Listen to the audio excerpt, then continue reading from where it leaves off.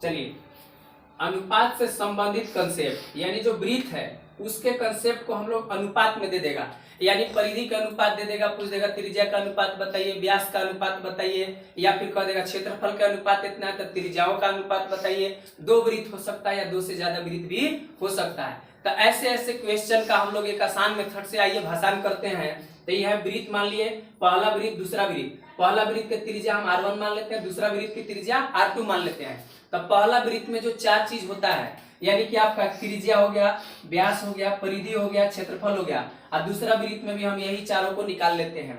तो पहला वृत्त का त्रिज्या r1 माने हैं, व्यास हो जाएगा, व्यास त्रिज्या के दुगना होता है तो इसको d1 मान लिए 2r1, परिधि हो गया 2 पाई r1, और क्षेत्रफल हो गया पाई r स्क्वायर होता है। तो रेडियस आपका कितना है त्रिज्या r1, तो इसलिए हम लोग r1 का स्क्वायर। सिमिलरली उसी प्रकार से सेकंड वृत्त के लिए भी, दूसरे वृत्त के लिए भी हम लोग लिख लिए, ठीक है। और जब इस अनुपात वाला कंसेप्ट को समझ जाइएगा तो इस पर परसेंट वाला कंसेप्ट भी आता है। कह देगा कि किसी वृत्त की त्रिज्या 20% बढ़ा दी जाए तो क्षेत्रफल कितना परसेंट बढ़ जाएगा, या किसी वृत्त की मान लीजिए परिधि 20% बढ़ा दी जाए तो क्षेत्रफल कितना परसेंट बढ़ जाएगा, किसी वृत्त का व्यास 20% बढ़ा दिया जाए तो क्षेत्रफल कितना परसेंट बढ़ जाएगा। यानी परिधि, आपका त्रिज्या और क्षेत्रफल और इन सभी में क्या संबंध होते हैं, आपका इस परसेंटेज वाला क्वेश्चन भी और रेशियो वाला। तो जब रेशियो वाला पढ़ लीजिएगा अनुपात वाला तो ये अपने आप स्वतः आ जाएगा। थोड़ा सा एक पॉइंट ध्यान में रखना होगा। और ये आपको हियर दियर आपके जो कॉम्पिटिटिव एग्जाम्स होते हैं, आपका जो बीपीएससी टीचर का एग्जाम होता है, बीपीएससी का जो एग्जाम होता है, या फिर और अदर कॉम्पिटिटिव एग्जाम जहां से आपका मेंसुरेशन आते हैं, तो उन सभी माने एग्जाम्स में भी आपका ये क्वेश्चंस हियर दियर देखने को कंसेप्ट से मिलते हैं। और आपका जो 10th क्लास में तो मिलता ही मिलता है, ठीक है। तो जैसे अगर इसका बात कर दिया जाए, अब चारों निकाल लिया तो चारों के लिए हम एक कंसेप्ट डेवलप करेंगे, क्या कि फर्स्ट नंबर में बाबू ए नंबर में क्या देख रहे हैं हम लोग, r1 रेशियो r2 निकाल रहे हैं।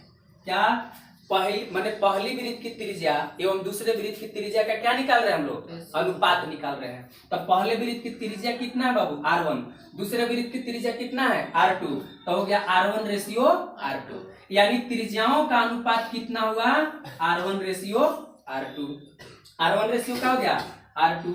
अगर बात करा जाए कि इनके व्यासों का क्या होगा, इनके व्यासों का अनुपात क्या होगा, तो व्यास कितना हो गया, तो व्यास पहला का d1 है, दूसरा का क्या है d2।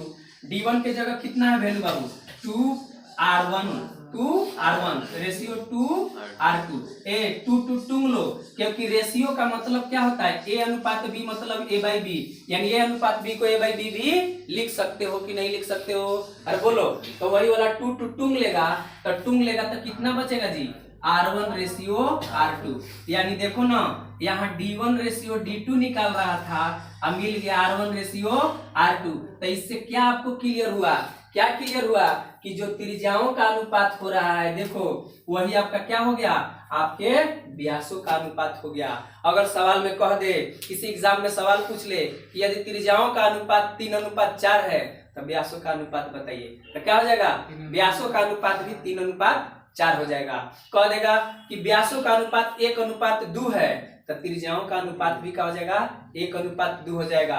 क्या समझ में आया, दोनों होता है। डायरेक्ट अगर बोलते हैं तो आपको समझ में शायद नहीं आता, लेकिन जब इस कंसेप्ट से हम लोग देखें तो आसानी से आ गया। आइए अभी परिधि को भी देख लेते हैं और क्षेत्रफल को भी देख लेते हैं। सी नंबर में हम लोग का परिधि है, दैट मीन C1 का रेशियो और C2 का रेशियो। C1 कितना है तो 2 पाई r1 और रेशियो 2 पाई r2। 2 पाई कैंसिल कर दो तो क्या बचेगा बाबू, r1 रेशियो r2। यानी यहाँ पर एक और चमत्कार दिखाई दे रहा है। कौन सी चमत्कार दिखाई दे रहा है कि जो त्रिज्याओं का अनुपात है वही व्यासों का अनुपात है, वही परिधियों का अनुपात है। आगे जाके सवाल अगर पूछ दे कि दो वृत्तों के परिधियों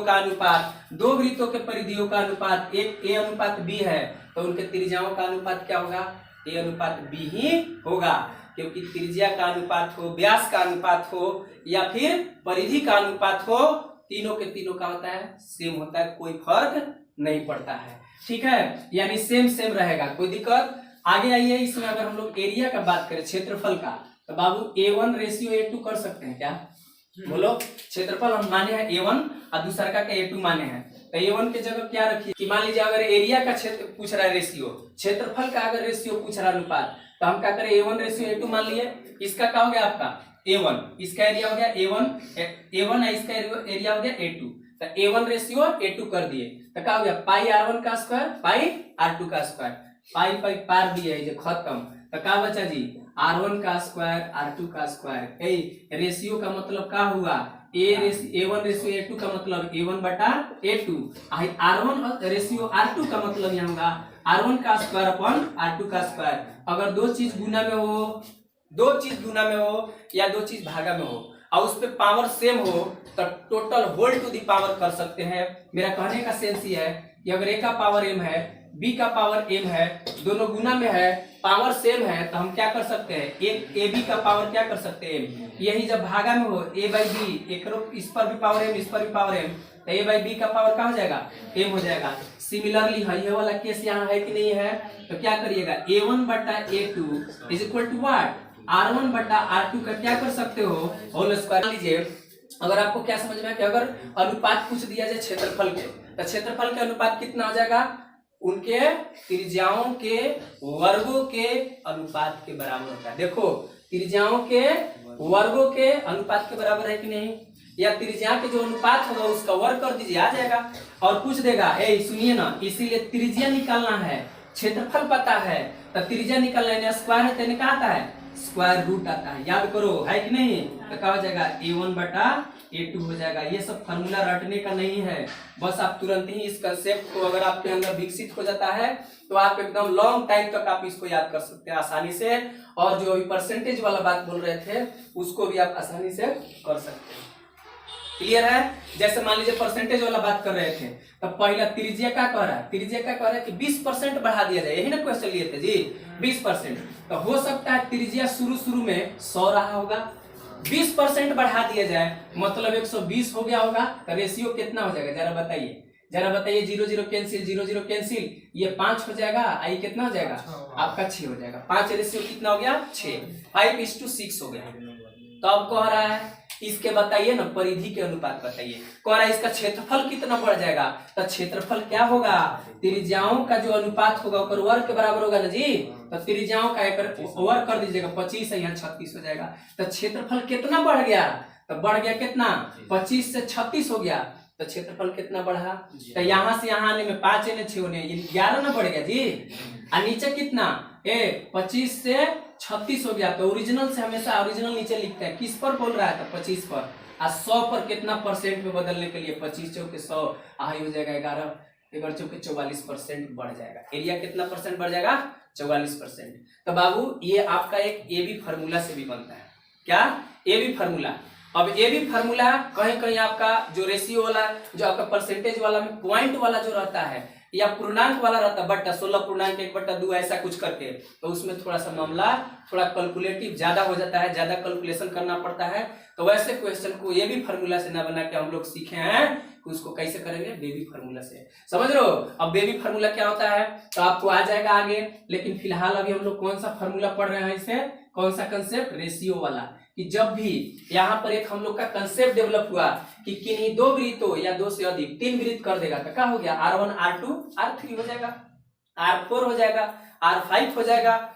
जितना आप वृत्त ले लीजिए, लेकिन सवाल ज्यादा लेंदी नहीं बनाता है, 2 ही क्वेश्चन 2 ही वृत्त पर काम कर लेता है, समझ गया।